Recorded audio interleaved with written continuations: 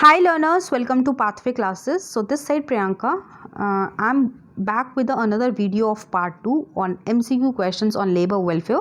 So let's start with the part 2, and in this session we will discuss 15 more important questions on labor welfare because we have already completed in part 1 15 questions on labor welfare, and same in this session we will discuss more 15 questions.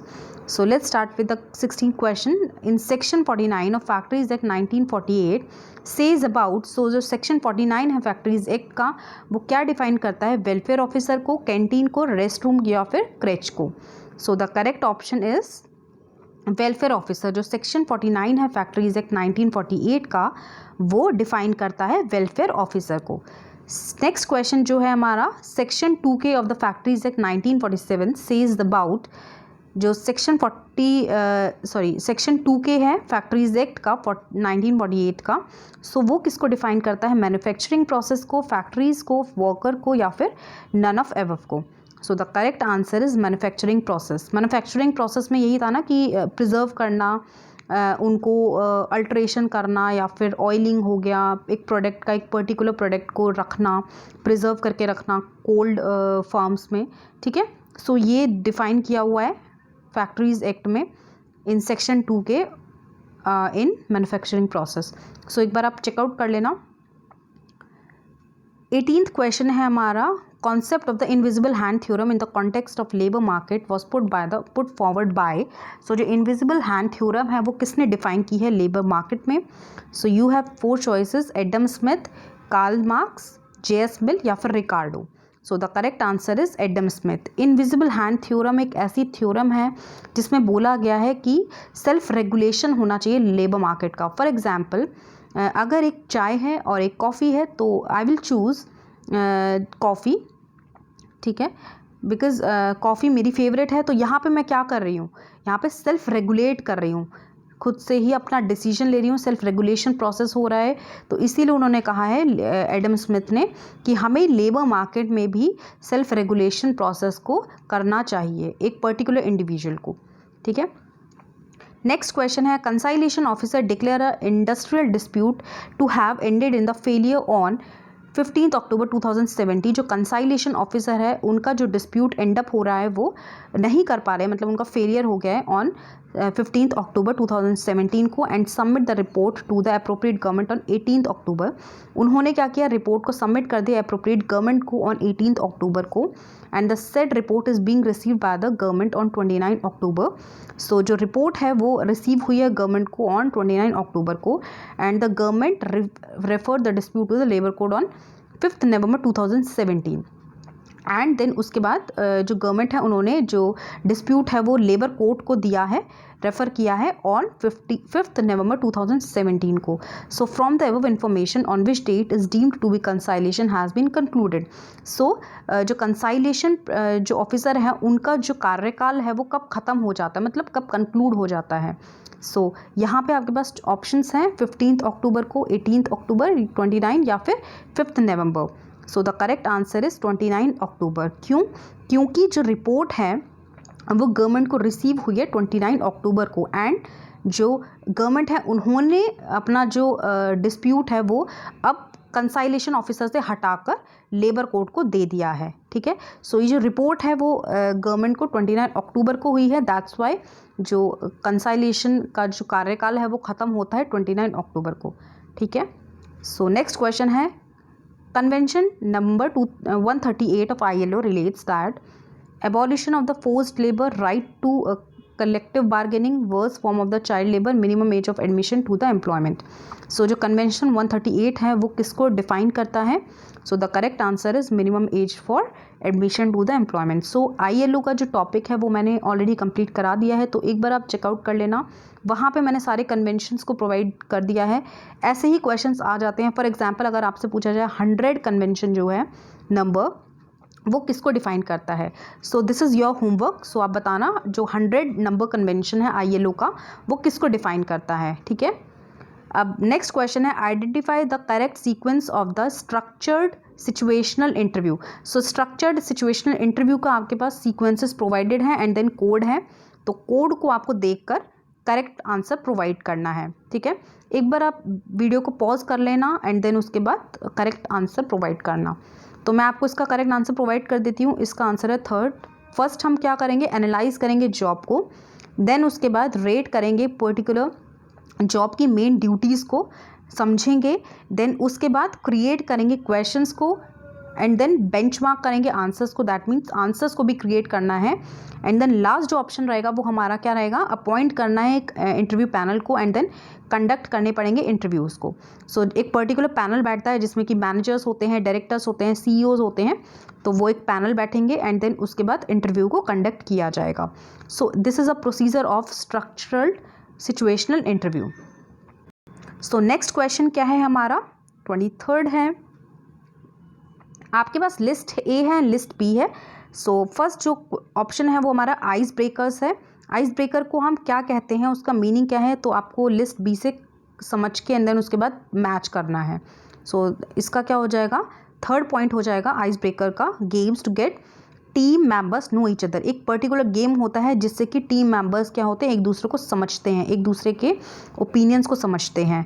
Tag teams क्या है, एक particular role है and then 2 participants हैं and then उसके बाद क्या होता है, वो ऑल्टरनेटिवली वर्क करते हैं। सपोज एक पर्सन है वो बी का कर लेता है रोल को डिफाइन, प्ले करता है, एंड बी ए का रोल को डिफाइन करता है, मतलब प्ले करते हैं। सो ये हो जाता है।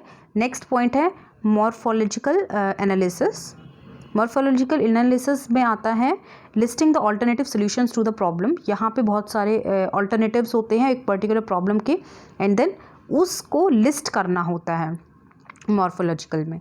देन नेक्स्ट है जॉर्डन टेक्निक। जॉर्डन टेक्निक में आ जाएगा fourth, steering a discussion to the crystallize solution.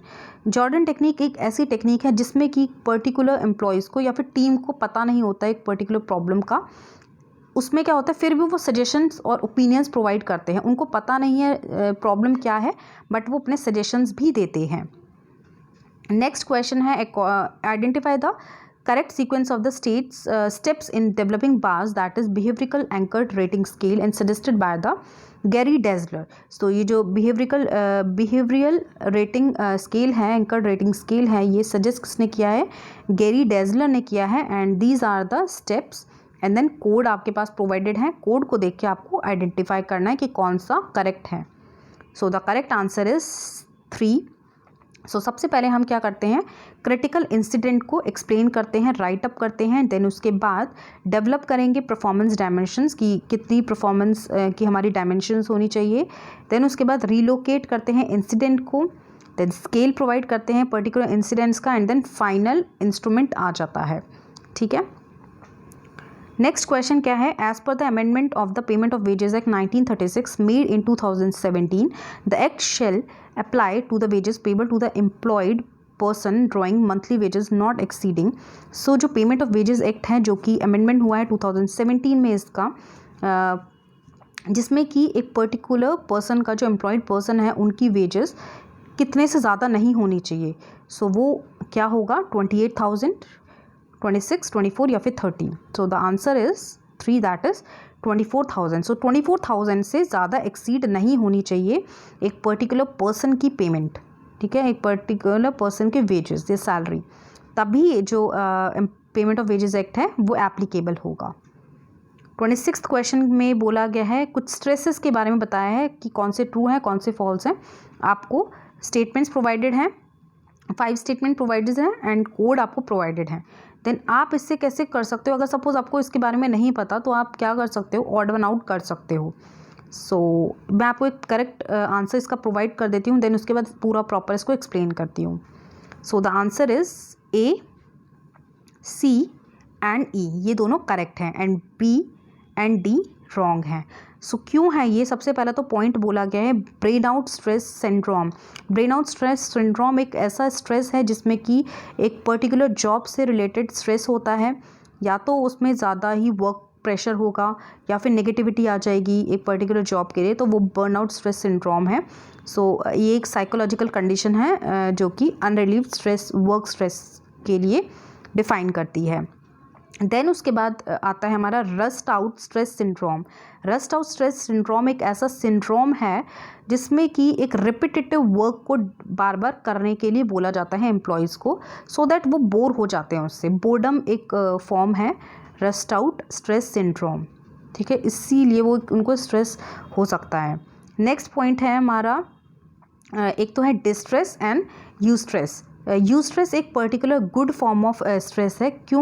क्योंकि यहाँ पे हमारा जो भी बेस्ट से बेस्ट, जैसे इंटरव्यू है, इंटरव्यू में भी हमें स्ट्रेस होता है, बट वो एक तरह से गुड वे ऑफ स्ट्रेस है, क्योंकि वहाँ पे हम इंटरव्यू के लिए स्ट्रेस ले रहे हैं, कुछ ऐसी पर्टिकुलर चीज़ के लिए, वैसा कुछ गलत वे में स्ट्रेस नहीं ले रहे हैं। सो ऐसे ही एग्जाम्पल है, ये नए नए टारगेट्स मिलते हैं एम्प्लॉयज़ को ऑर्गेनाइजेशन में, तो वो एक गुड फॉर्म ऑफ स्ट्रेस है, उसको हम यूस्ट्रेस में बोलेंगे, यूस्ट्रेस में बोलेंगे। एंड डिस्ट्रेस वो होता है जो कि नेगेटिव फॉर्म ऑफ स्ट्रेस है, जिसमें कि प्रॉपरली नेगेटिविटी होती है और स्ट्रेस होता है जॉब से रिलेटेड। सो आई होप ये क्लियर हो गया होगा आपको। यही मैंने पूरा एक्सप्लेनेशन आपको प्रोवाइड किया है, एक बार आप रीड आउट कर लेना इसको। नेक्स्ट क्वेश्चन है, which of the following falls under the dry promotion category. So dry promotion category एक कैसी टर्म है जिसको डिफाइन करेंगे, ये आपके पास चॉइसेस हैं।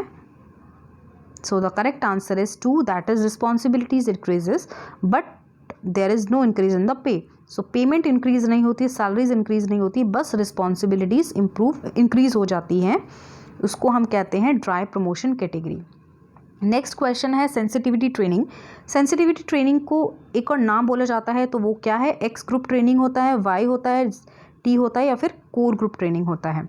So the answer is T group training. T group training को हम सेंसिटिविटी ट्रेनिंग भी कहते हैं। एंड सेंसिटिविटी ट्रेनिंग एक ऐसी ट्रेनिंग है जिसमें कि ग्रुप ऑफ मेंबर्स एक दूसरे के साथ अपने ओपिनियंस को शेयर करते हैं, पॉइंट ऑफ व्यूज़ को शेयर करते हैं, सो दैट ऑर्गेनाइजेशन का डेवलपमेंट हो और वो उनकी मार्केट इंक्रीज हो, प्रॉफिट हो उनको, ठीक है।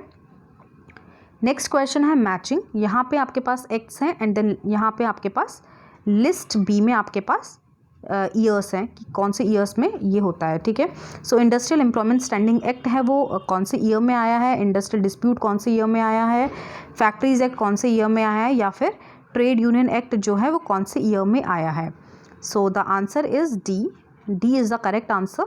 सो इंडस्ट्रियल एम्प्लॉयमेंट स्टैंडिंग एक्ट है वो 1946 में आया है, डिस्प्यूट एक्ट है वो हमारा 1949 में आया है, फैक्ट्रीज एक्ट है वो हमारा 1948 में आया है, एंड ट्रेड यूनियन एक्ट जो है हमारा वो आया है 1926 में। So D is the right answer. अब लास्ट क्वेश्चन है 30th question, the employ state insurance act that is ESI act जो है वो कौन सी कमेटी के रिपोर्ट को इनेक्ट करता है, डिफाइन करता है। So BR Ambedkar committee, BP Adarkar committee, royal commission on labour, या फिर labour investigation committee. So the answer is BP Adarkar committee. So जो ESI एक्ट है 1948 का वो BP अदारकर कमेटी को डिफाइन करता है। सो that's it for now students. I hope ये जो सेशन है ये बहुत इंटरेक्टिव रहा होगा और आपको क्लियर हो गए होंगे आपके doubts. So that's it. So thank you and have a nice day. Bye bye, take care.